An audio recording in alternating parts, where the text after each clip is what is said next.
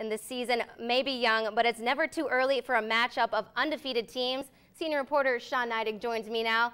And you went out to Waterford to see if they had something to prove. Yeah, you know, the coaches and those boys, they do have something to prove.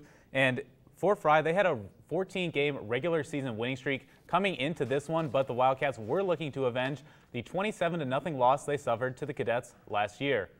Now, it was a hot and humid one out there. Here you can see the Frye Cadets, they're getting hydrated. They know that that's important tonight. Start of the second quarter, Frye quarterback Tate Engel finds Garrett Lockery right over the middle of the field. He makes a man miss, escapes that tackle, goes into the end zone for the 45-yard score, 7-0, Cadets on top. On Waterford's ensuing drive, first play from scrimmage, Braden Belleville takes the handoff up the gut, bowls over that defender, and it looked like he might have been gone. He has to settle for a 46-yard gains. I don't think he's going to complain about that one, though. Next play, Isaac Huffman rolls out to his right and hits Tyler McCutcheon right over the middle of the field for the 24-yard score.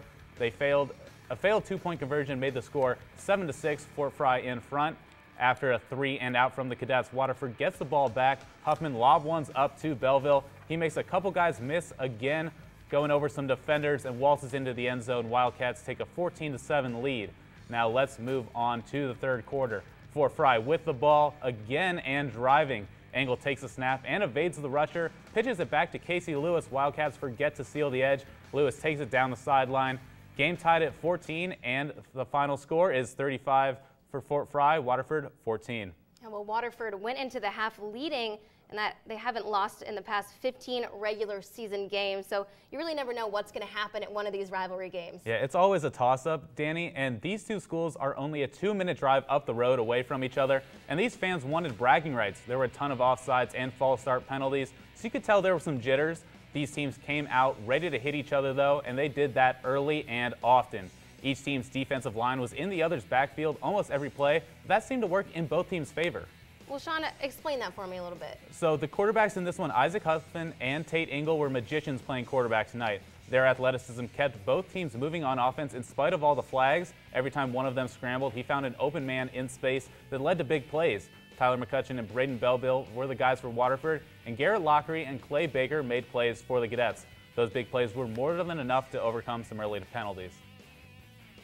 So the Cadets, they get the 35-14 win and extend that regular season winning streak to 15 games. Waterford, however, suffers their first loss of the season.